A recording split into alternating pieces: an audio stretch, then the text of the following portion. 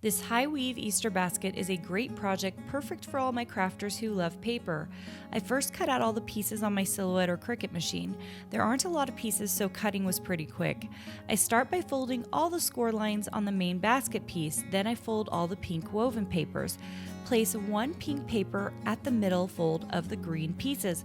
Glue it 3 times with hot glue, then center another pink piece and glue it into place. Fold over the green flaps and glue them down to get that woven effect.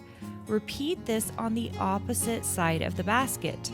The next part's a little tricky because you're going to take the remaining pink paper and do the same thing to it by folding it up and gluing it to the remaining green paper flaps. This does take a moment, so go slow in the process. You will have some remaining pink flap that you should be able to slide into the folded over green flaps to finish the base of the basket. Use hot glue to hold them in place.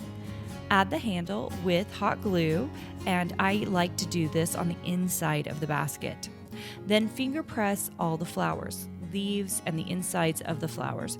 Once you've pressed them, accessorize the basket as you like. You can also cut out more or less flowers to finish up this basket.